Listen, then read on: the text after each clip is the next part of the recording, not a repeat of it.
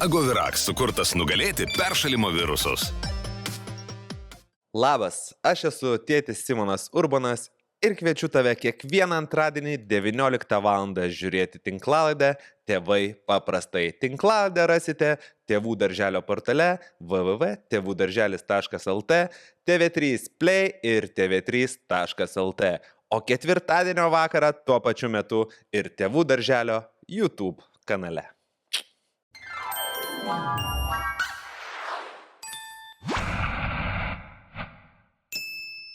Sveiki, aš tėtis Simonas, čia Tėvai paprastai ir šiandien pakalbėsim, jau nekart kalbėjom, bet tema neišsemiama apie vaikų ligas, imunitetą, apie skiepus, apie tradicinę, netradicinę mediciną. Nu, ir žodžiu, pažiūrėsim, kur mus keli šitas nuves pokalbis savo patirtim ir visais dalykais, kuriuos tik tai norės iš savo širdies. Su mumis šiandien pasidalins dvi mano nuostabios viešnios. Tai privačios šeimos klinikos Vilniuje P9 šeimos gydytoja Emilė Tylindytė Muliuolienė. Sveiki. Gerai pasakiau pavardę. Puikiai. Graži ir sunki pavardė, taip sakiau. Bei Gintarė Slausgalvienė, šokėja, šokių trenerė, šokių studijos Dance for Fun įkūrėja ir mama. Mama. Nu, kitaip. Šitas gražiausiai skamba. Kitaip mūsų podcast'e reikia būti arba specialistu, arba mama, arba tėčiu, žinai, kad patektum. Tai 3 vaikai. Tai būta tų lygelių gyvenime? Oi, tai aišku. Aš nežinau, ar bent vienas vaikas užauga be ligų, turbūt tai yra neišvengiama, ypač kada vaikas įsilieja į kolektyvą. Tai nori, nenori, vis tiek kažką parsineša iš jo. Tai dabar jau mažiau, jau mažas vaikas, bet jis dar niekur neparsineša, bet kiti parneša, ne? Tai va, tam mažam. Šiuo metu kažkas serga ar ne namuose? Ne. Ne. Tai dabar tas ramusis periodas, nors rugsėjį mes pradėjom lygomis. Aha. Prieš pat rugsėjo 1 iš tikrųjų visa šeima iškritom, tai čia taip labai retas atvejis, nes būna vaikai iš mokyklų, iš darželių parsineša, o dabar net nesuprasi, kurioj vietoj. Bet po mažosios krikštynų prakritom visi. Gal pailsėti tiesiog reikėjo? Nu kur, po vasaros, nu. Stresas prieš mokyklą, aš nežinau. Man stresas būna, aš susirgu. Nu va, greičiausias stresas, taip. Koks apima jausmas pirmas tave, kai susirga vaikas? Nefainai. Visą laiką, žiūrint, aišku, kaip jaučiasi dabar, kai yra 3 vaikelis, tai jau tokios baimės kaip su pirmu nėra. Nes su pirma dukrytė tai būtų, o Jėzau, susirgo, ten ar kosulys, ar sloga ir jau viskas panika, rankos dreba, jau čia gal gydytojai skambinti, gal tą, gal aną. Visus jau irgi pragūglini, visus straipsnius persižiūri, persiskaitai, kokios gali būti čia tos diagnozės. Negūglinkit, nes ten... Bet kartais... Ne, tai gerai, jeigu protingai pasigūglini, galbūt kažką. Atsirinkti labai reikia, nes aš kartais iki mirties dainu visą laiką pagal googlinimus savo visas lygos mano daina iki mirties. Supratau. Randu tą žodį mirtis, po to galiausiai ir... O kas lieka pas jūs dažniausiai, serga? Mama ar tėtis su vaiku? Močiutė. Močiutė. Ne, iš tikrųjų viskas labai priklauso nuo to, kokio sunkumo tas sirgimas. Jeigu atsiduriam ligoniniai, o yra tekę pagulėti tiek su pirma, tiek su antra mergytė, tai mama dažniausiai. Tai vieną kartą tik tai buvo, kad važiavo Tomas, o šiaip tai jau man. Ypač jeigu žindymo laikotarpis, dar, tai faktas, kad jau tėtis čia šitų atveju nelabai pagelbės, tai tada jau mama gulasi kartu. O ką darot, kai vienas vaikas susirga, kaip slepiat kitus? Stengiamės laikyti to atstumo, bet iš esmės supranti, kad neišvengsi. Nes tikrai nori ir lenda, tai bet man labai gaila sesės, tai aš noriu paguosti, aš noriu pasirūpinti. Tai tada kokią kaukę bent jau uždedi, kad vis tiek tas, kaip pasakyti, maksimali apsauga būtų. O pastebėjai, pavyzdžiui, yra kažkuris vaikas, kuris labiau serga nei kitas šiaip? Nes galvoju, sako, vaikai skirtingi, tai gal ir jie serga? Jo, vaikai skirtingi, bet sakyčiau, su ligom kol kas nepastebėjau tokio, kad labai skirtusi. Panašiai pakankamai. Emilė, kokios dažniausiai vaikų lygos yra? Ir ar įmanoma jų išvengti? Tai dažniausias yra vaikų infekcinės lygos apskritai, tos tokios, viršutinių kvėpavimo takų, ar ne? Tai nuo paprasto peršalimo iki sinusito ar bronchito ar ausų uždegimo. O išvengti dėja neįmanoma, tikrai ne, nes tokiu būdu mes pažįstam pasaulį ir taip formuojas mūsų imunitetas. Per ligas, ne per keliones. Čia kaip pažiūrėsi. Aha.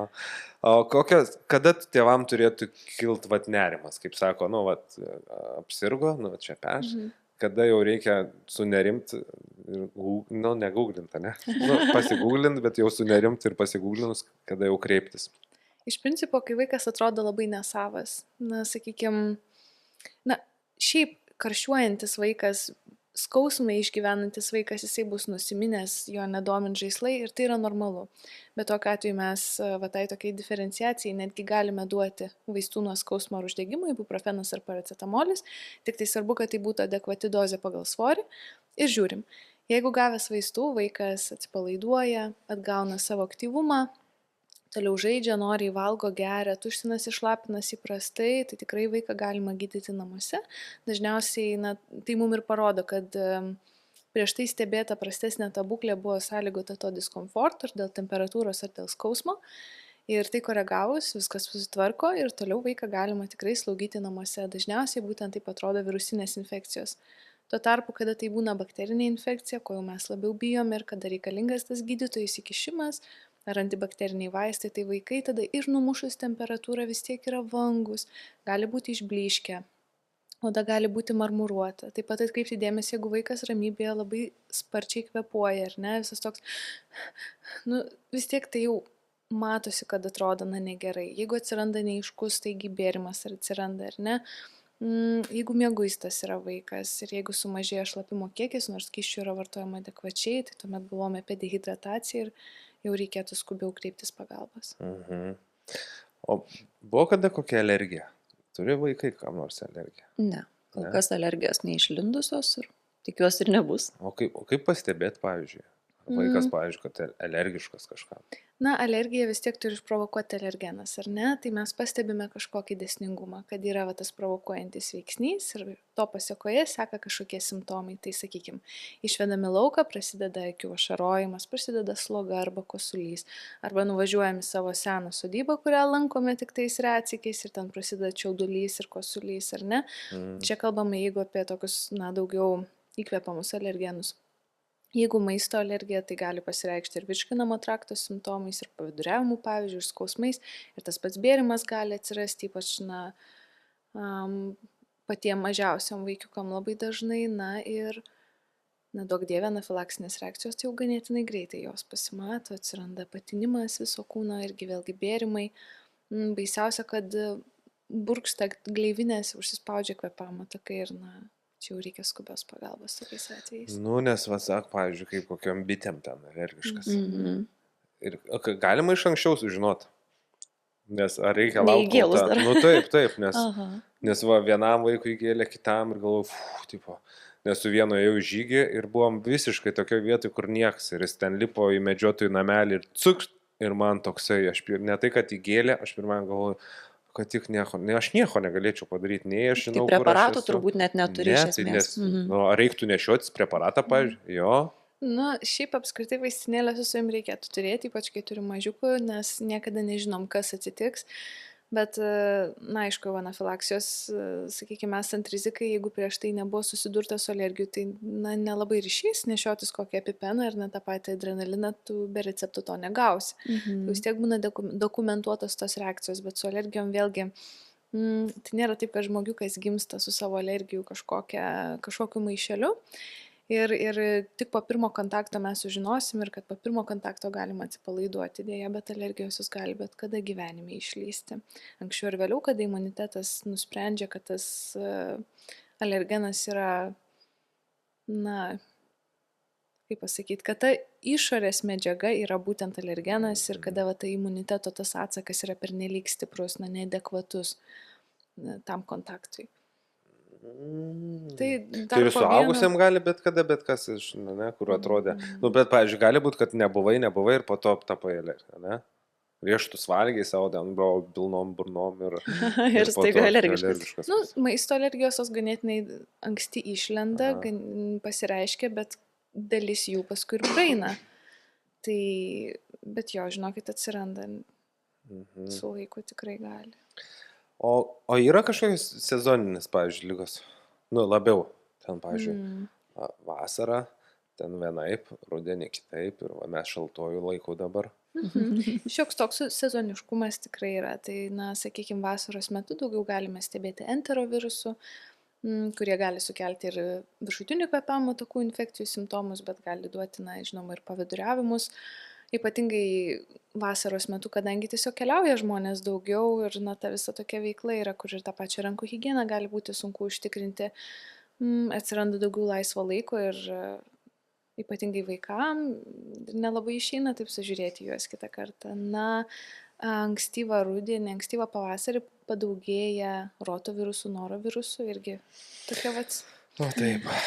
nelinksma liga, ar ne? Ir paskui Visai ne. šaltojų metų laiku, na, pradeda po truputį lysti virusai, o maždaug nuo gruodžio jau įsibėgėję stebime tą ryškų pagausėjimą gripo atveju. Tai sezoniškumas daugiau ar mažiau būtų toks. Nes teko Gintarė prasirgti kokiam lygom, kuriuom nesirgai vaikystėje, bet dabar jau atsiradusios tos lygos, žinai. Žinai, 3 dienės, 2 dienės tokių ne mano vaikystėje nebuvo, dabar viską ten aš parnešu. 5 dienės, kas nori. Kartu savo leidžiam laiką. Aš pamenu, kad labai smagiai pasidalinau su savo vyresnėlė enterovirusą ir visai prieš pat išvykstant į Indiją. Man tiesiog naktį pakilo temperatūra labai stipri, nesupratau, kas ten vyksta, aišku, vaistų išgeriau, niekam nieko nesakiau, nes noriu į kelionę išvažiuoti. Tai išskridau ir 2 ar 3 dieną bert pradėjo pirštus, kojų pirštus ir rankų pirštus. Nesupratau, kas čia su manim vyksta, skambinosi namus. Jo, sako, vakarė čia išbėrė. Aha, nu gerai. Skambino gydytojai, nu tai sveikinu, vaikiškų ligų gavai. Tai va, vaikystėje lyg ir neturėjau, o va dabar tokį apsidalinau. Yra tokių naujų kokių nors šiaip.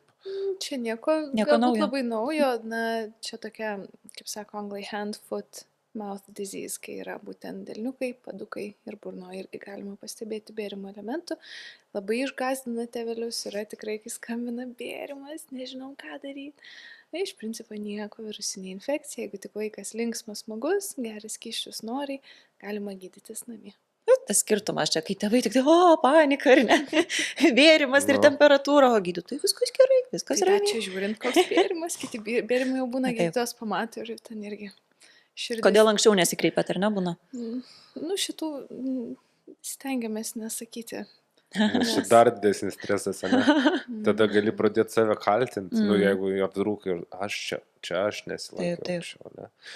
O šiaip pirmą karčiai tėvai yra labiau neramestingi, ne? Nes va, kaip sakė, nu strečiu, žinai. O kažką. Taip, Jau viską matai, paskanuoji, taip gerai, gerai. Bet tai yra labai normalu, manau, kad ir mes gydytojai, kai pirmą kartą susidurėm su vaiku ir turim už jį atsakyti, irgi pamatai simptomas, truputėlis panikos, paskui tik tai įsijungia visi ten mąstymo mechanizmai, galų gale visai, ką gali pagalvoti, kaip darytum, jeigu tai būtų tavo vaikas, ar kaip buvo daroma su tavim, jeigu jau visiškai apleidžia visos intuicijos, ar ne, bet iš principo jo, nes tie pirmi kartai jie be abejo, kad jie gąsdina, atsakomybė jaučiama didelė, patirties nėra. Ir tai yra labai natūralu, nes tu pirmą kartą turi vaikiuką ir jis pirmą kartą turi simptomą ir tu nežinai, ką daryti, nes neturi patirties. Ta prasme, kad tu nežinai, kaip tavo vaikas perneš tam tikrą simptomą, tai tas rūpestis dažniausiai vis tiek kyla iš meilės ir jis yra labai suprantamas. Tai taip dažniausiai ir šiandien turėjau darbę mamą su 8 mėnesių vaikeliu ir jinai atbėgo išsigandus temperatūros, o vaikas energingas, tyrimai geri. Tiesiog snargliuks. Tiesiog snargliuks. O su kokiom va, dažniausiai ateina, su kokiais klausimais dėl vaikų ligų? Dažniausiai dėl temperatūros, Aha. dėl gydymo, o, sakykime, tas nerimas, kuris pas mus atveda be temperatūros, dar neretai būna ir išpučiamos slogos spalva. Tai va, tai ta prasme, kad žalia sloga, tai labai gąsdina, ar geltona, negraži, sako, negraži. Tai va, bet įdomu, nes jinai buvau vaikų lygų konferencijoje ir paskui dar mikrobiologų tokia konferencija, tai ten buvo pabrėžta, akcentuota, kad net slogos spalva tikrai ne visą laiką yra indikacija antibakteriniam gydymui. Tai irgi. Ir šį visą laiką atrodė, kad nelabai verta dėl to pernelyg daug nerimauti. Na, jeigu jau pūlinius matai bėgančius, tai čia taip, čia labai ne kažką, bet pati sloga... Kaip atskirsta pūlinės, man tai kai tą traukdavau. Ai, jos tai atrodo, kad visoji pūlinių kažkaip burnai traukdavo. Na, pūlinys jisai... O filtriuką įsidėdavai? Tai jis išsprūsdavo, kad suprantu, dėl to aš sakau, ne filtriukas būdavo, kad aš su filtriuku. Bet svarbiausia, Gerai, kad jie dabar nepamiršti patys įsipačiai. Nu, nemaloniai, bet, žodžiu, pūlinys jisai... Na, sloga vis tiek atrodys daugiau ar mažiau kaip suplakta gleiva. Galima įsivaizduoti kaip kiaušinio baltymą, tik tai su kažkokia priemaiša spalvos, ar negali kraujuko būti. Dažniausiai būna tokia jau tamsiai geltona, nelabai jau ten tas spalva, kartais gali būti žalsva. Bet pūlinys jisai iš principo bus visiškai neskaidrus, labiau kaip trinys toks. Tokia, tik nespalvos prasme, bet konsistencijos, kad to skaidrumo nėra, tai yra toks tirštas, matinis, drumslus, toksai negero kvapo, toks. Bet tai dažnai... Skanaus valgantiems. Bet dažnai Tikėkimės, nevalgo. Taip. Ar kažkaip artima yra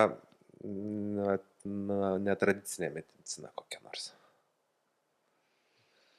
Indija. Indija. Ne, iš Indijos nuotraukų tik daug parsivežiau. Jos gydo, va tokia liūdna gydo. Taip, kartais irgi labai padeda.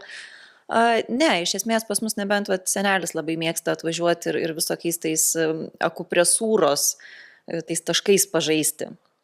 Tai va čia sako, čia jeigu viduriukai užkietėja, tai va toj čia pamaigysiu, paspaudysiu, žodžiu, pas mus specialistas yra namuose. Tai tik tais tiek. O iš esmės, aišku, visą laiką stengiamės vengti vaistų, jeigu tai yra įmanoma. Tai jeigu karščiavimas, tai iki kažkokios tai ribos vis tiek sulaukti, dėti kompresiukus, kažkokį ten tepaliuką pateplioti ar nekrūtinytę, nugarytę padus, garų visos tos vonelės, kad kuo mažiau tos chemijos į vaiką pumpuoti, jeigu tik yra galimybė. Tai aš visą laiką mėgstu pasitarti su gydytoja, bet kokiu atveju. Jeigu jau matai, kad yra poreikis, tai skambinu, klausiu, taip ar taip. Ir labai džiaugiuosi, kad gydytoja nėra tokia, kur geriam iškart vaistą. Tai tas man labai tinka ir tada sakau, per tokius paprastus metodus dažniausiai ir išsiguli tas vaikas, per skysčius ir žiūrėk ir atsigauna. O profilaktiškai einat, pavyzdžiui, pasitikrinti? Reikia, nereikia. Tai kai sveikatos pažymą daraisi, tai nenori tą pasidarai kartą metuose. O šiaip tai ne. O reiktų? Kažkaip. Gerai, nes, pavyzdžiui, jeigu dar neina į mokyklą ar darželį, kada ten reikia sveikatos, visiems jau reikia ir darželinukams, ir lopšelinukams, aš ne... Kad ir darželių reikia, taip. Prieš pradedant lankyti kolektyvą, dažniausiai kartą per metus 2 tie tyrimai yra daromi ir šiaip geras, kaip pasakyti, geras būdas monitoruoti būklę, nes jeigu pacienčiukas ir neturi tų simptomų, bet iš to paties bendro paprasto kraujo, sakykime, galime tarti ir geležies stoką, kas tikrai pasitaiko, ypatingai su išrankiai maistą atsirenkančiais vaikučiais. O taip, išrankiai. Kyklai neskanu, nieks neskanu šaltą, nevalgyti ten su plaukais. Vienas taip skaniai valgo, atrodo, kad jie skirtingas mokyklas pas mane lanko, aš nesuprantu, žinai. Labai geras maistas, ar ne, kitam, Taip, taigi labai šaltas buvo, taigi abu pusryčiai, abu buvom tuo pačiu metu valgyklai, sako, atrodo, vienam iš kito podo deda. Geležis reikia. Šiaip omegos reikia visiems. Sakė, nes čia kas darosi visiems, omegos trūksta. Daugiau gal vitamino D, bet omegos rūgščių be abejo labai puikus papildas, kadangi omega 3 riebios rūgštys nelabai mes jau ten patys jų sugeba mūsų organizmas pasigaminti, sakykime, lyginant su vitaminu D, ar ne? Tačiau, nauda tikrai yra ir netgi prie susikaupimo sutrikimo kokybiški žuvų tie taukai omega 3 rūgštys gali padėti. Tai tikrai vienas geresnių papildų, ką galim pasirinkti, o pagrinde, kaip pasakyti, galbūt labiausiai oficialiai užtvirtintos rekomendacijos yra dėl D vitamino vartojimo. Tai nuo saulės, ne? Tai kiek tos saulės pas mus? dabar Vargšiai mes. Šį vasarą ruduo tai nuostabus. Na, vitamino D neprisikaupė mes visgi per tą lietuvišką vasarą tiek, kad mums užtektų visiems metam. Kitas dalykas, jeigu bandysime susirinkti visą vitaminą D būdami sauliai, tai tiesiog sėkmingai didinsime odos vėžio riziką ir tas naudos rizikos santykis jisai toksai. Jeigu vėžys negazdina klausytojų ar pacientų, ypač pacienčių, tai tada, fotosenėjimas, sakyčiau, svarbi savoka, nes tikrai saulė savo turi poveikį ir greičiau sensta tie, kurie toj saulėje maudasi sočiai, ar ne? Bet iš principo taip, tai tikrai tos atsargos nesusikaupia ir su maistu irgi negauname pakankamai, tai papildai yra idealiausias būdas. Ką tada naudojat kažkokius papildus, pavyzdžiui, vaikai taip. geria? Taip. Vitaminas C pas mus tai toks jau must reikalas, multivitaminai, kas irgi mėgstama, dabar viskas kramtomose formose, tai guminukai, tai kažkokios ten tos sukramtomos tabletės, tai tikrai mėgsta. Vitaminas D būtinai, tai čia nuo leliukų, jau taip gydytojas neleidžia. Ai, leliukai. Taip. Dinozauro lašiukai pas mus visą laiką būdavo. Ir omega, tarp kitko, labai stebėtinai, pirmą kartą, kai daviau tas kapsulės, galvojau, kokią čia formą duoti. Pradžiai lyg skysti bandėm. Po to kapsulytės tokias, tai kaip guminukai gaudavosi. Prakanda, visą tą skystį iškramto, iščiulpia ir viskas, ir man išpjauna tą kapsulytę. Ir kaip skanus, tako, dar vieną galima? Aš stebiuosi, nes nuo vaikystės atsimenu, kad kaip šlikštų, kaip nemalonu tie žuvų. Jo, aš irgi atsimenu ir dabar ir mano vaikai geria ir viskas čia pasikeitė jie. Šiaip. Gal kažko pridėjo? Cukraus. Aha, ir stengiasi užmaskuoti tą tokį, žuvišką kvapą, kuris paprastai būna su tai žuvų taukais. Aš tik galvoju, čia tiesiog pavadinimas, nes kažkaip panašu, bet čia jis turėdavo tą kvapą. Manęs papildais nemaitino. Ką reiktų turėti papildų? Iš papildų, tai manyčiau, D vitaminą C tikrai yra puiku namuose turėti, omega-3 riebios rūgštys ir, iš principo, sakykime, būtina, tai tiek. O toliau viskas, kaip išeina.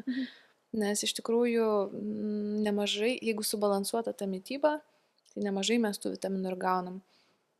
Aišku, multivitaminas visą laiką yra gerai, nes vitaminai tai yra tokios medžiagos, kurios yra mūsų organizme reikalingos įvairiem cheminiam procesam vykti ir labai daug procesų, ar augimas, ar imunitetas, ar geležies įsisavinimas, kolageno sintezė, čia galima vardinti ir vardinti.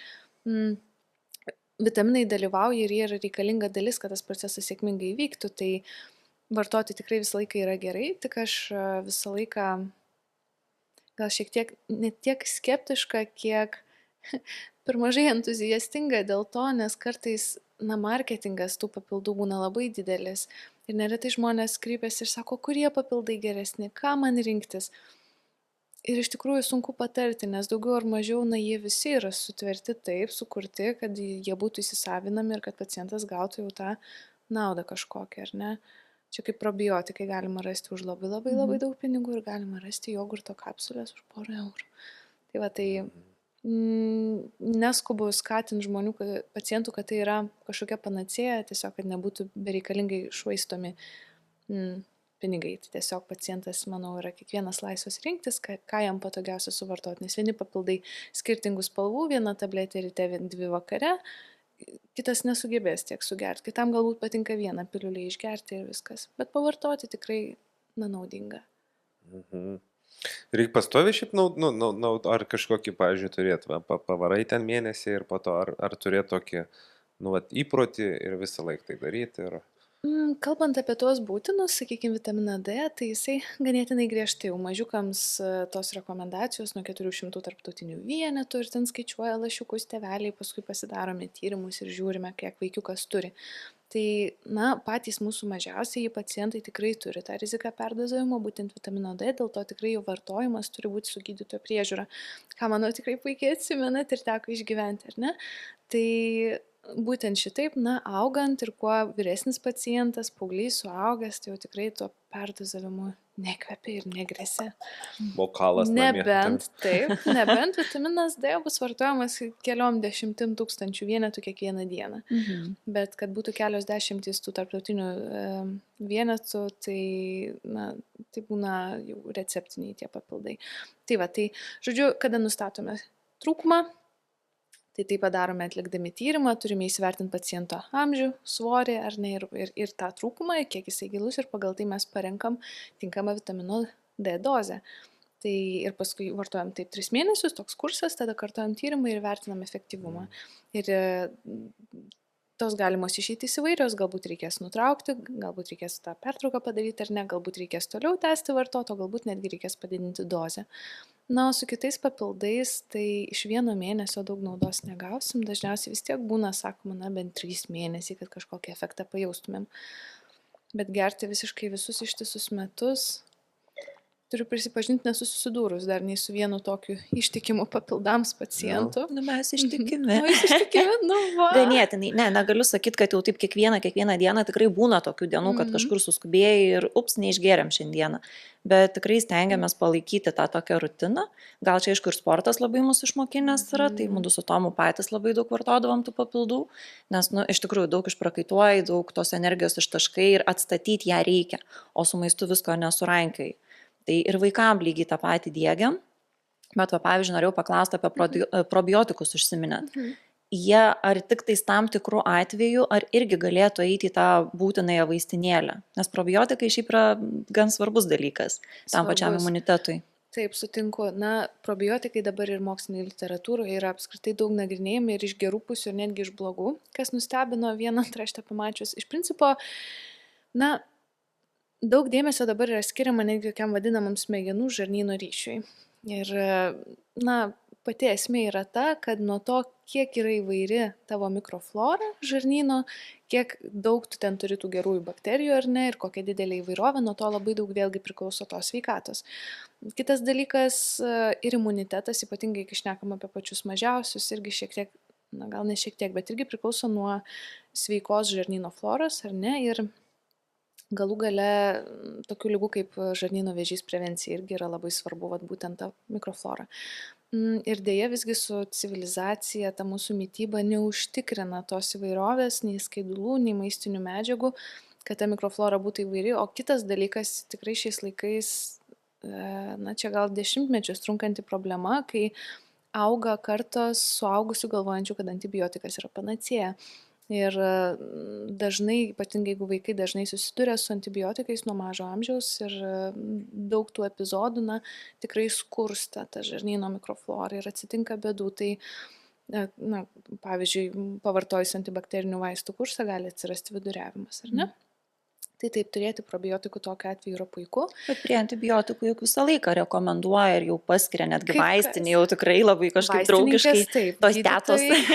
Gydytojų nuomonės išsiskiria. Iš tikrųjų, teko nemažai girdėti nuomonių, nes vieni, sakykime, sako, tai antibiotikas jis nediskriminuoja, žudo vos ne visus vienodai, ar ne? Tai išgeri savo tą probiotiką ir realiai išgeri veltui, nes vis tiek tie vaistai užmuša. Kiti turi tokią vidutinę nuomonę, sako, na, ryte išgersit antibiotiką, vakarį irgi per pietus gerkit probiotiką. Kiti sako, pirmiausia, suvartokit antibiotikus ir tik tada vartokit. Mes šitą gaunam informaciją, kad pirmą antibiotikus, o tik po to jau ten geri. O mes visą laiką į tarpą, kad ne kartu mes ir taip darėm, bet mums pakeitė dabar. Taip, ir yra buvę, sakykime, kada iš viso neskiria probiotiko, bet, sakykime, jeigu vaikas pradeda rodyti tuos simptomus, ar ne, paleidžia pilvelę ir panašiai, tuomet skiria probiotiką, ar ne. Tai va, tai tas vienas įdomus, kur minėjau, antraštę nustebinus, kad esą galbūt vartojimas kartu gali prisidėti prie atsparumo antibiotikams. Bet čia yra dar tik, na, lašelis tarp tų visų duomenų ir tiesiog įvertinti nereikėtų. Kaip dažnai būna straipsnių pabaigoj ir kas neretai kelia frustraciją, tai yra, kad patvirtinti šitam faktui reikalinga dar daugiau gilesnių ir didesnės apimties tyrimų. Atsakymo nėra. Atsakymo vieno kaip tokio nėra, bet turėti tikrai vaistinėliai naudinga. Bet nuolatos gerti, sakykime, tai nėra būtina, ar ne, probiotikas? Ar gerai būtų palaikyti? Priklausytų nuo dietos. Jeigu, sakykime, tikrai su mažiuku susitart pavyksta ir tų daržovių, tų skaidulų gauti pavyksta, sriubos valgomos, jogurtas valgomas, kažkokių nėra irgi alergijų, kas, na, sakykime, pienai, nes pieno produktai fermentuoti yra puikus probiotikų šaltinis, ar ne, kefyras, sūris, tas pats net ir grietinė. Bet tai tokiu atveju galbūt ir išeitų apsieiti, ypač jeigu nėra kažkokių simptomų neaiškių, ar ne? Bet jeigu vis dėlto tikrai išrankus vaikas ir manau, kad nemažai tėvelių su tuo susiduria, Tai tada, jeigu jau nepavyksta įkalbinti, suvalgyti tą vienokį ar kitokį valgomą probiotiką, tuomet išgerti kapsulę tikrai būtų puiku. O kaip stiprinate imunitetą šeimoje vaikų? Tai ledo vonė. Ne, iš tikrųjų, čia jau buvo Tomas įdėjęs vieną kartą vaikus į tenais. Nesakau, gal nepersistengiam. Po pirties, tai tikrai labai šaunu, aš už, bet, irgi labai pradėjau skaitytis, ar čia galima, vaikui negalima. Tai tokios mažos temperatūros, supratau, kad nelabai rekomenduojama, pas jį ten apie 5 laipsnius būna. Šaltoka. Tai va, bet, sakykime, nuo pat gimimo vėsių vandenėlių užpilimas, ką esu skaičius dar nuo pirmo vaiko, ant krūtinės, ant galvos, tai tą tekę daryti. Šiaip labai iš tikrųjų turim gerą praustuvą, kur vaikiukui, lėliukui apiprausiam dupcę. Ir tenais niekad net bėga normaliai šiltas vanduo, reikia ilgai laukti. Tai jis nori, nenori, tas grūdinimas jis atsiranda. Ir viskas, tai tuo ir naudojasi. Tai va, o iš esmės, tai aišku, stengiamės per daug šiltai neprirengti, kad tas vaikas nebūtų išlepintas, kad jau visą laiką ten 15 sluoksnių visas jau perkaitęs. Tikrai nekartą girdėjau ir iš gydytojos, ir iš kitų, Jėzu, kaip iš čia užsigrūdinę, kokie kaip jį nešalta. Sakau, nešalta, mes taip įpratę. Tai va, tai tas yra momentas. Aš manau, kad buvimas kolektyve irgi grūdina, nes mūsų mažutės, nori, nenori, to kolektyvą ateina ir anksti. Tai tiek su vyresnėja ir su antra mergytė kartu šokus vedėm lėliukų. Tai jau nuo 2 mėnesių jau viskas, jau mes nešynėse lingavom kartu, tai faktas tas kolektyvas buvo. Ir tos visos virusiukai, tos bakterijos, jas nori, nenori, tą imunitetą sukuria. Baseinas, kas mums irgi manau, kad labai padėjo. Irgi labai geras dalykas. Jo, kad galvoju, aš, pavyzdžiui, ten kokią Angliją nuvarydavau, dažnai rudenį aš ten skrendu į Londoną, man patinka tas lietus ir pasilgstu Lietuvoje. Tarsi mažai turim. Ir ten vaikai veža jos ten, bet tu maikiu visą laiką, žinai, ir atrodo, kaip, kodėl jie ne, bet jie taip įpratę ir turbūt taip, kažkaip ir viskas. Ir taip. Mes nelabai taip, truputį daugiau aprengiam. Apsirenk, nes mamai šalta, žinai, kur kartais dažnai vaikas nusirenginė ir sako, man nereikia, man ne, tai apmuturuoja vis tiek iki tiek, nes atrodo, kas pat. Ir va dabar mes plaukėm jachtą, ir buvo taip vėsų šalta ir jie iššoka dar maudytis. Ir aš sakau, jūs susirgsit. Pačiam dantis jau kelianas. Ir dabar jie toliau savo atvaro į mokyklą, o aš užvakar pragulėjau lovoje, atsikėliau temperatūrą, nei kart neįsimaudęs, nieko savo neleidė, žodžiu, bet kokia yra raida imuniteto, pavyzdžiui, pagal amžių yra kažkokia? Yra? Tai iš principo... Tai aš jau turėčiau. Kalbant apie imuniteto raidą, tikriausiai reikėtų taip apibendrinti imunitetą, jeigu taip labai paprastai galime jį apibūdinti kaip organizmo atmintį. Tam tikra atmintis. Tai kai vaikiukai gimsta, jie yra visiškai naujas, šviežus sutvėrimas, ar ne, ir tikrai patys tos atminties neturi jokios. Tai ir tas imunitetas yra pakankamai toks, silpnokas.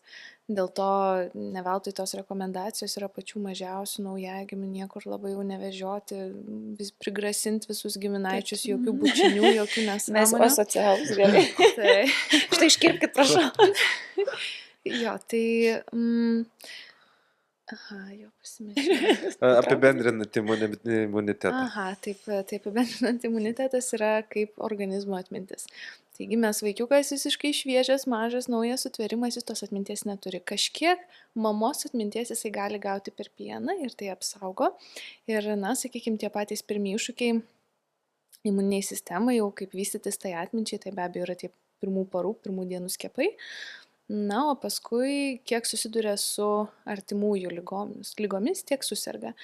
Ir kodėl sakau atmintis organizmo? Dėl to, kad imunitetas tai nėra toks nematomas burbuliukas aplink mus, tai yra krūva ląstelių, kurios veikia panašiai kaip kariuomenė, tarp kitko, labai įdomiai, visos su savo funkcijom, su savo paskirtim. Seržantų. Taip, viskas vyksta, žodžiu, su žvalgais, galima sakyti, su viskuo. Tai tiesiog imunitetas susidūrė su ta infekcija įgyja atmintį, jisai išmoksta, kaip atrodo tas sukėlėjas ir sekantį kartą, kai jau susiduri su tuo sukėlėju, atsakas imunitetų yra ir greitesnis, ir tų pajėgų yra daugiau, nes jau veteranai kažkokie yra, ar ne, ir tie apmokymai, kaip atrodo tas priešas, nu jie sklandžiau įvyksta. Tai Norėčiau filmuką šitą pamatyti. iš tikrųjų. tarp kitko yra, Jo. tolimuose rytuose yra. O, nu gerai. ten gerų filmų. Jo fantazija labai, gera. bet labai taisyklingai, net su, nu, nesigilinant, bet labai manau, kad gerai ir O edukacinė šitą gal priemonė pagūglint būtų. galite. Filmuką gal pagūglinus rastų kažkas, ne? Aha, Nu tai va. tikrai yra. Lygų negūglinkit, bet šitą filmuką apie imunitetą pasigūglinkit.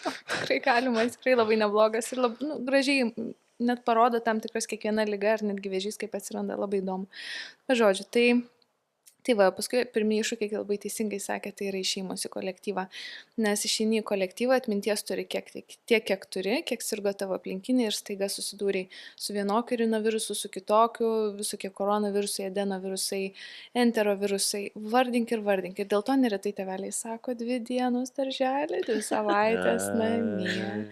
Todėl, kad vaikiukai, jie mokosi tarsi, ar ne, ir atrodo, jau turėtų nebesirgti, jis tiesiog susiduria su visai kitu sukėlėju ir dėl to vėl tos lygos kartojas. Bet būtent dėl to mes suaugę, na ką, per metus 2-3 kartus išgeriam Tamiflu, ar ne, atsikėlė su temperatūra, pasišluostom nosį 5 dienas ir toliau vaikštom į darbą. Dėl to nes tą atmintį turim. Na, netgi yra tekę susidurti su tokia nuostada, kad jeigu aš nevesiu vaikui darželio, tai jis nesirgs. Klaida, nes tada jis išeis į mokyklą ir va tada jis turės tą visą vadinamą darželinį tą. Čia daug blogiau. Čia yra daug blogiau. Namų mokymas, čia ne taip būtų su vaiku, ten žaidimukus, čia namų mokymas tiesiog prasideda. Realiai taip ta raida ir vyksta ir aišku, į pagalbą dar ateina ir vakcinos, nes, na, ta, kaip pasakyti, kaina to įgyjamo imuniteto, jeigu natūraliai persirgtumėm su ta liga, yra truputėlį per didelė, ar ne? Sarkastiškai šnekant, tai dėl to tos vakcinos ir išrastos. Tai va tokiais būdais formuojasi imunitetas. Tai va. Okay. Nu gerai, apie vakcinų dar prieisim. O kažkas gali signalizuoti, kad vat, jau imunitetas ten, pažiūrėjau, kažkoks ten suvėlėva, vienas iš tų. Kuris ten iš tų kareivių? Nu. Na taip, tai iš principo, jeigu tos lygos kartojasi per nelyg dažnai, ar ne, tai sakykime, darželinio, mokyklinio amžiaus vaikai tikrai gali sirgti ir iki 8 kartų per metus, kartais iki 10 ir tai dar skaitytųsi visai norma. Per metus tokių tų epizodų. Tai jeigu yra ženkliai daugiau ir tikrai kiekvieną kartą yra sunkiai, jeigu kiekvieną kartą neapsieinama be antibiotikų, jeigu dažniau kartojasi tonzilitai tokie, kad vėlgi reikalauja to antibakterinio gydymo arba jeigu mes turim pneumonijas, kelias per metus, tai jau tikrai yra signalizacija, kad kažkas yra truputėlį ne taip. Arba jeigu, sakykime, susirgama ligom, nuo kurių vaikas paskiepytas, tada peršasi išvada, kad apsauga nuo tos vakcinos nesusiformavo ir vakcina, žodžiu, nesuveikė, o suveikti turėjo, vadinasi, imunitetas jau savo darbo atlikti negali ir tai tikrai reikėtų gilintis. Turi kažkokių, pavyzdžiui, šitų produktų, kur, vat, tokių, kur galvoji, kad imunitet česnaką, juodos duonos, žinai, pjauti kiekvieną vakarą ir ten, negaliu valgyti, atvažiuoja. Dabar jau yra tabletės labai sėkmingai sukurtas, tai mes iš tikrųjų taip, jeigu tik tais pajaučiam, kad nosis gerklė jau kažkoks tai kimba virusiukas, tai česnako tablečių, tokia jau gera porcija ir vitamino C. Man kaip skanu būdavo juoda duona, sviestas česnakas. Šitas man skanu būdavo. No, man irgi bet šitas vaikam skanu. dabar neįpirši. O česnako, tą tabletę atsimenu, nuryju ir toks rūkteli. Ir toks, toks kažkoks net toks cheminis tas česnakas, jisai turi tokio. Net šrupau. Nieko, prie visko galima paprasti. Aišku, gal žinai, atėjau pas tą tetą, pasakė šitą, gal buvo kažkokių geresnių. Taip, mes labai gerus turime. Nepasidomėjau. O yra kažkoks, pavyzdžiui, maistas, imunitetui pagalba. Nu, ką reiktų profilaktiškai galėtume savo namie. Iš principo... Salierų sultis. Imbieras su citrina. Imbieras tikrai gerai, imbieras labai neblogai, bet iš principo, bet kas savo sudėtį turi daugiau antioksidantų, tai vėlgi iš tos pačios sveikos mitybos principų, ta pati žalia arbata, imbieras, kaip labai teisingai sako, ar ne, česnakas irgi puikiai tinka, bet iš principo daržovės uogos. Uogos labai gerai, irgi daug antioksidantų turi. Tai ypač žiemą tų uogyčių. Taip, sušaldyti ar negi galima. Šaldytos išlaiko, kažin tos dalykėlės. Na, taip, nes Šiek tiek nušviežių tikrai. negausi. Negausit, labai teisingai sako, šiek tiek vis tiek išlaiko galų galiai ir tie papildai ne iš oro sukūrėmi ir labai apdirbami ir kažkaip užtikrinamas tas būdas, kad pasisavintų. Tik tiek, kad aišku, sakykime, kalbant apie vitaminus, tam, kad tam tikrą kiekį pasiektum, jeigu norėtum tai padaryti su maistu, tai reikėtų kibirais tenai valgyti, sakykime, ar ne? Kiek mėlynių, kad gautum tiek pat, kiek... Išbertas. Nelabai įsivaizduoju, bet vis tiek toliau savo. O fizinė veikla, kaip galvojat? Be abejo. Ne? Be abejo. Žinau, kad tikrai fizinę veiklą naudojate, ne? Stipriai. Taip, taip. Jau čia po sportininkų šeimoje neišvengiama. Po namus bėgioju, va, su keptuvė, su šluostėm. O Ne, iš vaikai tikrųjų, fiziškai, Taip, leidžia juda. tinginiauti, ar turi visą laiką kažką? būna. Nu, Būna ir reikia patinginiauti. Pas mus labai patogi močiutė šalia gyvena. Ai. Tai jau kai nori patinginiauti ir žino, kad mama tuoj prisikabins, kad čia kažką man padėk pavalyti, tai mes pas močiutę einam aplankyti. Ir tep tenais. Viena mama čia buvo atėjus, jau užauginus, jau paleidinėja savo paskutinį vyriausią ir sakė, aš dabar laukiu anūkų, pasileisiu. Tiek turėjau, laikiausi, žinai, kartais norėdavosi tą saldai neduodavai, laikėjasi vis tiek dėl to, bet tą anūko aš jau galėsite, sako, mano vaikai ten galės tvarkytis, auklėt, kaip jiems atrodo, bet aš jau kažkaip turiu atsipalaiduoti. Na tai va, tai pas mus panašiai. Aha. O ir fizinė veikla padeda, ne? Krosai, lakstymas, bėgiojimas, nežinau, Laukimas, sportas, būreliai, šokiai. Na, fizinis, kaip pasakyti, tas buvimas geroj fiziniai būkliai be abejo, jisai prisideda ne veltui, sakykime, COVID laikais, ar ne, keiksmažodis COVIDas, tai tikrai rizikos grupėse labiau buvo nutukę asmenys. Tai fizinė veikla yra ne tik naudinga apskritai raidai ir metabolizmui, bet emociniai būkliai pačiai. Ir emociniai būkliai ir tiesiog, kaip puikiai nutukimo prevencija, ypatingai šiais laikais, kai vėlgi tie tokie tukinantys maistai yra lengvai prieinami, vaikai tikrai ir patys sugeba jų, bet tėvų priežiūros įsigyti, tai fizinė veikla puikiai priemonė prisidėti prie tos prevencijos. Miega vaikai gerai? Tikiuosi, kad miega. Mažiausia miega? Kaip čia? Nes visai balsėjus ateiti, aš galvoju, kaip Geras makiažas. Ne, iš tikrųjų miega, bet mama turi būti šalia kaip mygdukas. Tai vyresnėlė mano tokia labai buvo vidurinė, savarankiškesnė, sakyčiau, to klausimo, mažiukė vėl. Mama šalia. Tada miega. Ar mama miega? Čia klausimas. Mama migdydama gal ir užmiega kartais. Paknapsi. O miegas Budėjimo režime. Imunitetui. Na, apskritai visai bendrai gerai savijautai. Tai, vaikam ypatingai svarbus miegas, labai daug procesų vyksta miego metu. Net ir raida tam tikrą prasme irgi vyksta miego metu. Tai miegas yra labai svarbu ir kuo mažesnis vaikas, tuo daugiau jam to miego iš tikrųjų reikia. Naujagimiai net ir iki 18 valandų turi ir gali miegoti per dieną. Vyresnio amžiaus vaikai, iki mokyklinio apie 16 valandų. Ir... Ok, kiek turi miegot penktokė? Penktokas. Čia draugas klausia.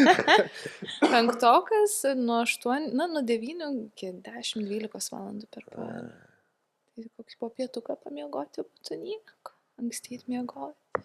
O kas yra anksti?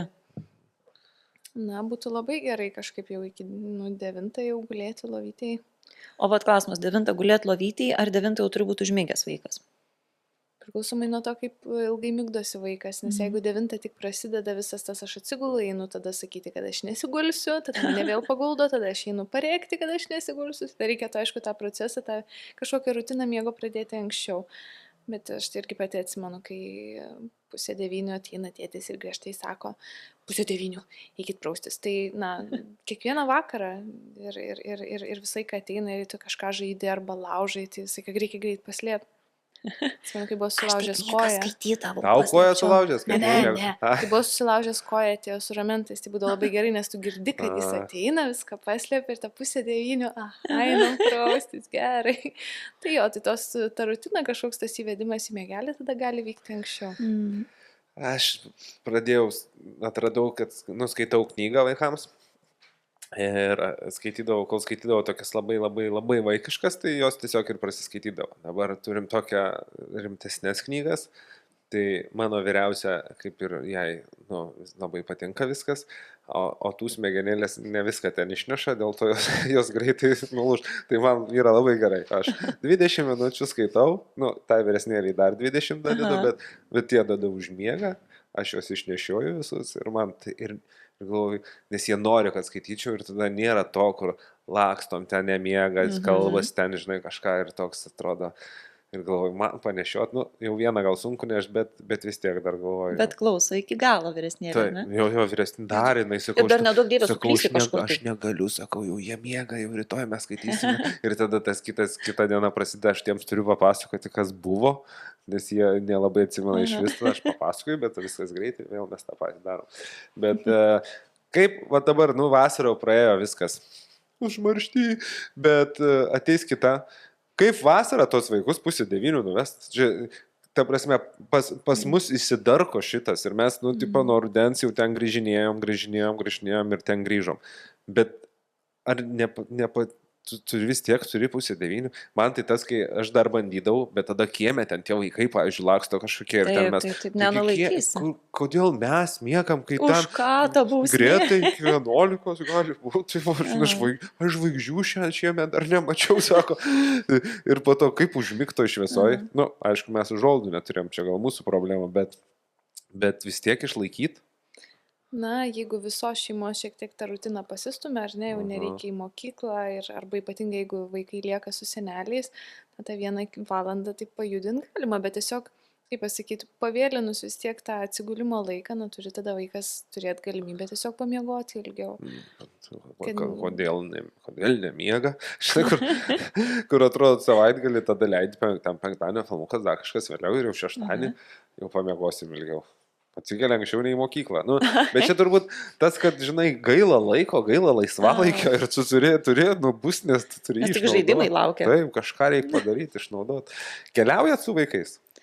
Taip. Keliaujat? Turit kažkokį, kažką vežatės, kažkokią vaistinėlę? Vaistinėlę tai būtinai. Jeigu daugiau negu 2 naktim, o su mažiukė tai iš tikrųjų net ir 1 nakčiai vis tiek susikraunu. Tai visą laiką vaistinėlė ir tokia net nemaža, sakyčiau, vaistinė visa. Nes tikrai ar ten kokį pleistriuką reikia, tada žiūrėk ir antiseptiką reikia įsimesti. Ir aišku, ten kokį gal gerklę pradės skaudėti pastilę įsimesti, tai nuo skausmo visi, nes ir savo, ir vyrui, ir vaikam, tai ir visiems išsipučia. Skirtingai, nes vienas, kodėl su džesnakais. Reikia turėti. Taip, puikiai, 10 balų be abejo. Aš ir galvau, net dabar norėjau tavęs neklausti, nes galvau, susakė. Viską žinau, tikrai. Susakė. Atsakinga tiesiog tai yra pasiruošti, nes paskui niekada nežinai, ar pavyks patekti į vaistinę, vienas dalykas, ar tave supras tenai. Tai baisiausia, jeigu naktį, tarkim, vaikas sukarščiuoja ir tu supranti, kad tu kažkur tai, mes dar kai mėgstam tiesiog į miškus išvažiuoti su kemperiu, pavyzdžiui, arba su palapinėm, tai tu supranti, kad nebus jokios ir įstaigos ir vaistinės, tai tikrai turi turėti. Taip, tai čia dėl savo ramybės turbūt daugiausia. Taip, ir nuo alergijos, sakykime, pasiimti vaistų, nes tikrai yra vaistų ir be recepto parduodamų nuo alergijos, o jeigu esi užsienį, sėkmės paaiškinti, sėkmės atrasti. Ir pačiai yra tekę ir bandau nusipirkti ir gavau kažkokį papildą galų gale, kur ten nieko nuo alergijos nėra. Tai tikrai susiruošti su pažįstamais pavadinimais, kur žinomas efektas tų vaistų toleravimas. Tiksliai, aš dabar prisiminiau, man čia praeitais metais buvo gimtadienis tiesiog, buvom piceriniai. Kažkokius valgėm visokiausius įmantrius, netikėtus, nevargautus patikalus ir man prasidėjo alerginis šokas, aš nuėjau į tualetą ir aš žiūriu, kad aš raudonom akim, aš kažkaip išeinu, sako, tu čia žolės prirūkęs, man visi, žinai, kas sako, tau kodėl tos akis, aš galvoju, taip nepatogiai pradėjau jaus, nepakvepuoju, vėl į tualetą nueinu, žiūriu, pučiasi viskas ir aš išbėgau ir sakau, čia man kažkas, žinokit, negerai, pradėjo tirpti visos galūnės, nejaučiu. Tada nubėgo kažkas į vaistinę, nedirbo niekur vaistinės aplink. Aš galvoju, ką man daryti, čia džiūna, burna, aš jau atsisėdau, nesuprantu ir kažkas ištraukė, kažkokius, sako, aš nežinau, čia tiesiog nuo alergijos turiu, tai 2 tabletės, sako, šauk. Aš suprantu, kad mane turėjo vežti turbūt jau, žinai, ten, po to mes pasiskaitėm, kad jau mane reikėjo vežti, bet aš matai, koncertas buvo, mes ten užsakytas, ten važiavom. Ir kada? Ir aš, bet mane tos ištraukė ir tai buvo taip baisu, realiai aš galvoju, aš tikrai jau viskas, aš jau ten likau, po to kažkaip rašau, kažką savo baimę, žinai, vėl savim irgi dar turi turbūt būt pasirūpinti, nes kiti, pavyzdžiui, va taip, toks vakarėlis, žinai, kažkas gali pro pirštus dar pražiūrėti tave. Nu, čia jau net ne apie vaikus kalbant, nu, aš mamos vaikas, bet nebuvo mamos šalia, tai, bet buvo tikrai baisu, jo, aš esu už tai. Aš ir dabar imsiu, aš niekada nepagalvojau apie jokius alergijos tos. Niekada atrodo nebūna, tavęs nepaliečia ir tu... Nu, va, čia tai gera mintis, vaistinėlė, kuom pasipildyti. Nu, kaip apie čia kalbėjom, apie vakcinas, skiepelius, tai kaip pas jūs ten priskiepintos? Nu, mes ne antivakseriai. Ne, iš tikrųjų, aš labai pasitikiu ir šitų klausimų neprieštarauju, gal aišku, neturiu neigiamos patirties. Tikrai nei vienam vaikui nebuvo, dar trečias iš paskos, bet nei vienam vaikui nebuvo kažkokio tai neigiamo poveikio ir dėl to netmečiau to varianto, kad pagal skiepų programą kažko aš dabar staiga atsisakysiu. Tai tikrai viską palieku taip, kaip yra. O čia tai vyksta, pavyzdžiui, nu, kažkas įvyksta kažkam ir tada nusprendžia nebeti. Pavyzdžiui, mums su gripo vienu kažkokiu buvo labai negerai su dukra. Mes toliau viską darom, viskas gerai, bet kažkas ten buvo, ten tiek mes išgyvenom blogų dalykų. Ir tada tu susimastai, tipo, eina savo, čia kaip čia dabar, ar čia man tada kaip tos vaikus, ar toliau čia skiepysim tą baimę. Bet tada yra kažkoks, nu vis tiek sveikas protas, ten viskas vėl, tu supranti, kad mokslas yra mokslas ir tu žinai. Bet aš galvoju, kad yra va tokių, kur kažkas įvyksta ir po to jie nebetik ir tikrai turbūt savo, nu, ir galvoja, kad žolelė kažkokia jau. Bet dažniausiai tos baimės iš tikrųjų atsiranda dėl to, nes nepavyksta išdiferencijuoti, kad tai yra sutapimas. Sakykime, tos mintys, sakykime, apie tą patį, nežinau, autizmą ar kai kuriuos raidos sutrikimus, kad juos esą sukelia vakcinos, bet raidos sutrikimai iš principo ir gali būti diagnozuojami, kada jau ta raida turi vykti, tai yra va tie metukai 2-3 ir kažko vaikas nepadaro, nevyksta ir būtent 1-2 metai yra, kada labai intensyviai yra skiepijama. Ir tiesiog, suriša, kad tai yra, tiki, kad tai yra būtent nuo vakcinos. Ir išsigąsta, tai yra, normalu apskritai. Dabar žmonės smalsesni, galbūt ir būtent dėl tos pasitikėjimo stokos, patys labai skaito tuos informacinius lapelius, viskas yra kaip ir sveikintina, puiku, informaciją rinkti reikia, bet vienas dalykas su medicininė informacija yra tas, kad ją interpretuoti reikia konteksto. Ir kaip būna žmonės kartais neteisingai cituoja straipsnius, nes pasiema vieną sakinį iš viso to konteksto ir sako, va, čia straipsnis parašyta.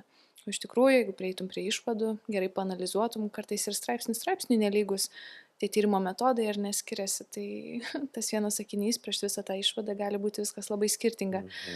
Tai prisiskaito tos galimi pašaliniai poveikiai ir tai yra natūralu, tu turi vaiką, tu jį myli, tu jį nori saugoti ir tai yra suprantama ir gražu, kad ta meilė yra, bet tiesiog vėlgi reikia to konteksto suprasti, kad tai yra išimtinai reta ir dėl to labai svarbu pasverti tą naudos ir rizikos santykį, galbūt tada kartu atsidaryti ir pasiskaityti, kokios komplikacijos yra nuo tos ligos, nuo kurios yra skiepijama. Čia aišku, kaip minėjot, googlinant visur bus. Man sakau, žiūrėk, kažkokio. Aš jau kalbu, jūs visai kakosė. Nu, aš sakiau, kad kažkoks, kas ten sakė, prikalbėjom prieš tą. Ne, aš, kaip čia, mano imunitetas peršalau, aš pasidariau testą vakar. Viską įsiaiškinau, viskas gerai. Ne, aš ne jūros žmogus, man su jachtom yra, aš supratau, kad man įlipau, pradėjo iš karto, aš visą tą kelionę prasirbliavau ir žiūrėkit, kaip dėl, pavyzdžiui, privalomų, neprivalomų skiepų, kaip tavo čia nuomonė, kažkas kalba, čia kažkokie privalomi, neprivalomi, yra kažkoks, dalykas. Kalba tėvai čia apie privalomus, neprivalomus. Šiaip, kodėl iš vis tas šaršalas toks yra tarptų... Nežinau, aš šaršalė nedalyvauju. Ne, nenori ten jau stiktam. Bet ne, tai yra tie skiepai, kurie yra pagal programą ar nenumatyti, sakykime, lėliukui gimus. tai tu juos ir susiskiepiai, o paskui ten, sakykime, tie sezoniniai gripo skiepai, tai vėlgi skiepiai, neskiepiai. Mes iš tikrųjų nuo gripo nesiskiepijam. Čia tai jau prisipažįstu.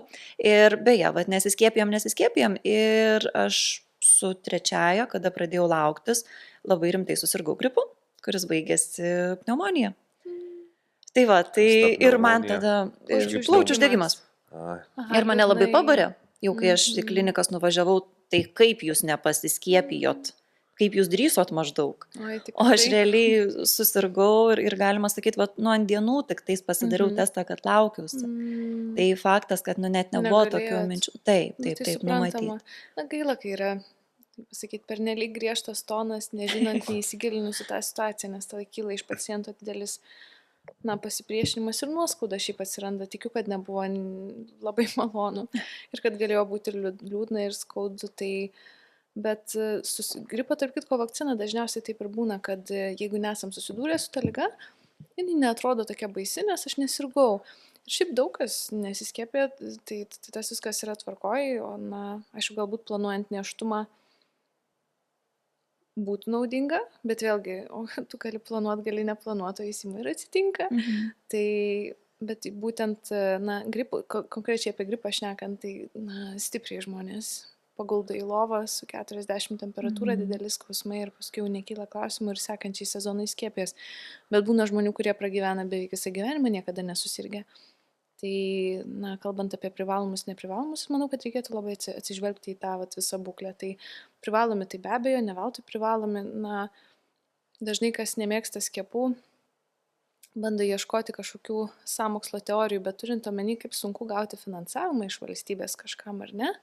Jeigu vakcina gauna finansavimą, vadinasi, tai yra geras dalykas. Vadinasi, tai valstybė sutaupo pinigų. Nes iš tikrųjų ir su COVID vakcina lovadienis, ar ne, tai yra tas laikotarpis, kai pacientas guli ligoninėje ir kiek kainuoja jo visas gydymas, jo palata, personalas, medikamentai, įranga, ta pati deguonis, ar ne, rentgenogramos ir panašiai. Šeimos sveikata, nes kažkas iškrenta ir kažkam reikia vienam viską daryti. Tai vakcina yra nelyginant pigesnė negu krūva susirgusių pacientų, ar ne? Tai vienas iš momentų, dėl ko galbūt reikėtų pasitikėti tais kalendoriais, o iš papildomų, tai,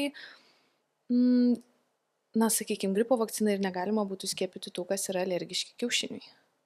Netgi kontraindikacija yra. Su rotaviruso infekcija vakcina yra, atsiprašau, tai kad negalima skiepyti, jeigu yra anamnezė buvusi žarnų invaginacija, tokia būklė naujagimiams. Tai tikrai nėra taip aklai skiepijama, bet tikrai tų kontraindikacijų yra. O jeigu kyla dvejonių, aš svarstyčiau pasižiūrėti, sakykime, kai sakau atsižvelgti tą būklę, tai turiu omenyje ir yra lėtinių ligų. Nes jeigu vaikiukas gimė su pirmo tipo cukriniu diabetu, tai jau tų komplikacijų nuo to paties gripo rizika yra didesnė. Man ir pačiai yra tekę matyti klinikiniai praktikoje, kada tų tokių lėtinių ligų, ypač pirmo tipo cukrinio diabeto turintys jaunuoliai ar vaikai, jie serga sunkiau. Tai tokiais atvejais aš labai padrasinčiau tikrai pasiskiepyti, nes gripo skiepas, pavyzdžiui, jeigu kalbant apie gripą kaip apie papildomą, tai jisai nesaugo nuo pačios infekcijos. Tai nėra taip, kad susiskiepijau ir aš nesirgsiu, bet tai saugo nuo komplikacijų, tai saugo nuo mirties. Tai kada yra ta komplikacijų rizika didesnė, tai labai stipriai rekomenduočiau pasiskiepyti. Gavai kada velnių iš kokių nors tėvelių, kokių nors, ką čia skiepijant, ką čia darot? O tave palietė pilnaties riteriai. Ne, tiesiog irgi būna, kad dalinasi patirtimi, nes kolektyvas tai mūsų gan didelis ir tų tėvelių, taigi su vaikais yra be galo daug. Ir tos patirtis žmonių, ir būna, sako, čia aš tą vyresnį savo pirmąjį vaiką, tai skiepijau visais įmanomais skiepais, jau kas pagal programą ir gal net ir šalia. Ir jis ten turi kažkokią, sakykime, astmą, ar ten dar kažkokią tai lygą, ar ne, ir apskritai lygų maišelis. O antrą vaiką tai neskiepijau absoliučiai niekom ir viskas gerai. Sveikutėlė niekad nesirga, praktiškai darželį ėjo, niekada nesirgo. Slogytė, maks. Tokia patirtis žmogaus, bet ar būtinai pritaikysi tą savo, ar tai iš tikrųjų sutapimas, ar ne, kaip minėjau. Tiesiog pasikliauji tada jau tokiu atveju savo nuojautą ir galvoji, ką aš darysiu, o ne kas tiko vienam ar kitam. Man patiko čia tas sutapimas, aš niekada nepagalvojau apie tai, kad... Ir mums buvo eureka momentas per paskaitas, tai čia viskas gerai. Jo. Tai suprantama, tai nėra informacija, kuri plačiai cirkuliuotų, tai... O kaip tada, jeigu yra bijančių dėl tų skiepų, nu vis tiek Mhm. yra, bet dvėjoja ir visai čia būtų galima juos, ką, pagazdinti reikia.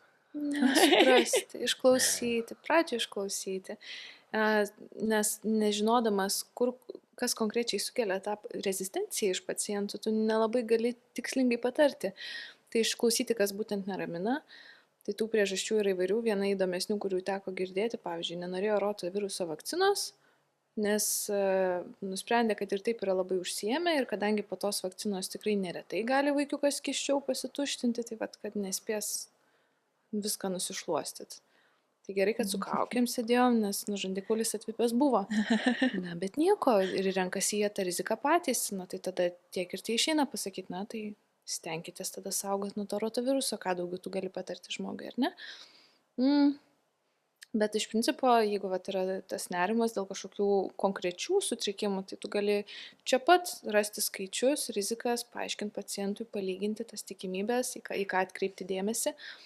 Jeigu bijo pašalinių poveikių, kad ar karščiavimo, tai vėlgi tai yra normalu, iki 3 dienų ir pakarščiavimas ir skausmas normalu, ypatingai jeigu paaiškini, kodėl tai atsitinka, kad ar ne. Čia susidarė sankaupa tos vakcinos, jų tą vietą ateina imunitetas, vakcina valgo, kai gaminas ta atmintis ar ne, visos ląstelės. Tam, kad jos galėtų tenai ateiti, turi pagerėti kraujotaka ir tas patinimas tam ir atsiranda, kad tas imunitetas į tą vietą galėtų prieiti. Ir kai tu žinai, kad tau skauda ne šiaip, nes čia kažkokia piktybinė magiška jėga yra, o dėl to, kad tas patinimas spaudžia aplinkinę struktūrą, audinius ir nuskauda, jeigu stipriai spaudi, tai visiškai kitoks nusiteikimas ir kai atsiranda tos ramybės, yra lengviau visą tą procesą pernešti. Bet iš principo, skatinčiau pasitikėti. Šiaip labiausiai skatinu, jeigu nepasitikima medicinos atstovais, ar ne, kurie visgi turėjo praeiti, perlipti nemažus kalnus, kad įgytų tą savo licenciją, tai bent jau tada ir norisi tikėti faktais iš kitur, tai bent jau tos faktus patikrinti 2 kartus, paieškoti, ar yra straipsnių kažkokių, kurie grindžia, nes labai dažnai yra tiesiog tos skambios idėjos trimituojamos socialiniais tinklais, vien dėl peržiūrų, dėl paspaustukų, dėl reakcijų, dėl pinigų ir pasiieškoti, tiesiog tos papildomos informacijos. Straipsniai tai turbūt turėtų būti moksliniai, aš taip suprantu, ne. Ne Moksliniai, bet portaluose. iš tikrųjų neretai portaluose, jeigu gydytojas šneka, neretai jie irgi remiasi, nes tikrai niekas nenori ateiti ir viešai pasakyti didelę nesąmonę, nes bent jau man pačiu visai šauna į galvą mintis, o jeigu žiūrės ar klausys, kursiokas ar dėstytojas, tai kaip čia dabar. Tai bet iš principo taip, moksliniai straipsniai, kartais būna būtent pacientams išleista tokia informacija, kad būtų gerai priimta, suprantama bendrai populiacijai, kuris tą mediciną nėra susidūrus, tai irgi, sakykime, Sveikatos apsaugos ministerija savo puslapį irgi kas nuo karto kažkokias žinias ar rekomendacijas paleidžia. Tai tikrai tiesiog, ir galų gale pasitarti su tuo pačiu gydytoju. Ir manau, kad tos abejonės turėtų po truputėlį subliūkšti. Kaip ramiai. Labai man. Dabar paskutiniam, bet aš tiesiog buvau, klausau ir tai gera, ir atrodo, taip gera, žinai. O taip labai gražiai ten apie tas visas sankaupas. Taip, labai gerai, labai fainai, kad tu pasirinkai šitą kelią. Ačiū labai. Tikrai. Ir ačiū, kad jūs pasirinkot kelią pas mane. Taip, valandą netikėtai ir išaušo. Dingo kažkur. Dingo. Tai gal pabaigai po kokį nors palinkėjimą. Mūsų žiūrint, aš vis noriu sakyti, žiūrintiems tėveliams, dažniau mamytės, bet tikiu, kad ir tėveliai prisijungia ir pradeda domėtis labiau ir labiau visais dalykais. Tai kažką nuo savęs. Aš tai tik palinkėsiu. Į temą arba ne į temą. Kadangi sveikatos tema, tai turbūt labiausiai ir norisi tos sveikatos palinkėti, gerai valgyti, skaniai miegoti ir judėti. Būtinai. Šokti. Oi, tai šokti, tai čia. Bet aš taip nutyliu, gerai. Šokti. Gerai, aš pridėsiu. Aš norėčiau palinkėti laiko kartu su savo vaikais, kokybiško tą laiko. Nes jūsų paėmės. Gerai. Nes galvojau vienu metu irgi atsakant į klausimą, kaip užtikrinti, sakykime, tą gerą vaiko savijautą, tai be to nuobadaus atsakymo, kad mityba ir fizinis aktyvumas be abejo yra saugi emocinė aplinka ir vaikai užauga greitai, tai paskui ilgimės to laiko nepraleisto su artimaisiais, tu kol juos turim tiesiog praleist kartu, nes manau, kad tai prisideda prie labai daug pozityvių, išeičių, kalbant su vaikais, ir pasitikėjimas, ir ta pati sveikata. Tai va, tai būkit su vaikais ir būkit laimingi. Visiškai taip, nes jau geriau kiekvieną dieną atrasti to laiko ir kalendorijoje pasižymėti, kad tu pabūni su vaikais, nes realiai, tikrai vaikai paima ir susirga, kai jiems pradeda trūkti meilės ir to dėmesio, ir tu tada nori, nenori, ir tau viskas sugriūna, tai jau geriau nelauki to laiko, o tiesiog, jeigu jau toks kalendorius užimtas, tai įsidėkit, dar turi būti šiandien pasimatymas su dukra, rytoj pasimatymas su žmona, nes visiems reikia paskirti tą dėmesį, aišku, nes jeigu taip greitas tas pasaulis ir nespėjom jame gyventi, tai įsirašykime kalendorius, ir kai išaušit, darysim taip, kaip kalendorius liepia. Tai ačiū, kad atvykot, labai gera, malonu išklausyti, tikiuosi buvo naudinga ir žiūrovams, jeigu kas, tai pašokt, tai susiraskit Gintarę, jeigu kas reiktų kažkokių patarimų, susiraskit Emilę. Tai iki pasimatymo. O dabar galite prašyti komentarą, jeigu norite, susiprenumeruokit ir susimatysim su jumis jau kitą savaitę. Ate.